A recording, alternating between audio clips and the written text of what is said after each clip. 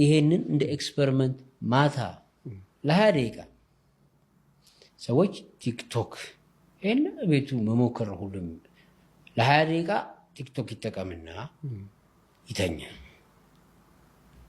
ጠዋት ራሱን ይመልከተው። ሁለተኛ ቀን ምንም ቲክቶክ ምናምን ሳይጠቀም ይተኛ፣ ራሱን ይመልከተው።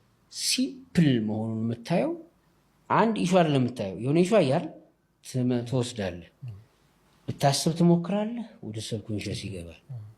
ከዛስ እዚህ ጋር ጦርነት ያለ፣ እዚህ ጋር የሆነ እንትን ያለ፣ እዚህ ጋር 20 ኢሹ አየህ ማለት ነው እንግዲህ ወይ 30። አሁን እነዚህ ገብቷል ኦልሬዲ አንጎል ውስጥ። ስለደከመህና ስለዛልክ ነው ቦዲ የተኛው እንጂ አንጎልህ ግን ፕሮሰስ ውስጥ ነው። ወይ ህልም አትለው ወይ ቅዠት አትለው ታሳልፋለህ። ዝብርቅርቅ ያለ ያልተኛ አንጎል ይዘህ ጠዋት ትነሳለህ። ስለዚህ የተነጫነጭክ ነው የምትወጣው። ወይ የሆነ ነገር ስቴብል አይደለም፣ አንጎልህ አላረፈም፣ አልተኛም።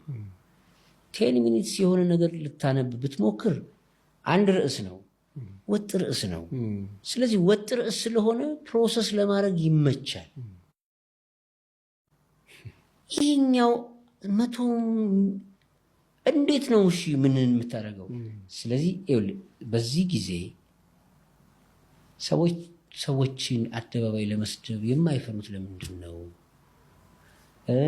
ቶሎ የሚናደዱት ለምንድን ነው? በጣም ቀላል እኮ ነው።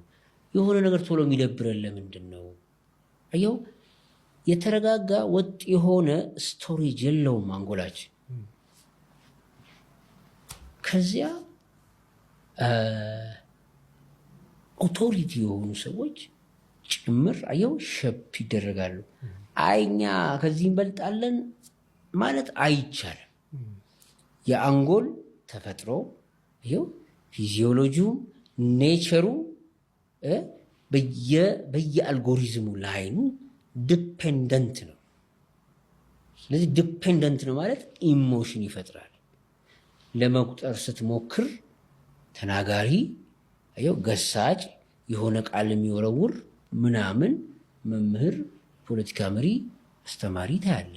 ትልቅ ሰው ዶክተር የሆነ ሰው ስትሳደብ ቆጥሬያለሁ።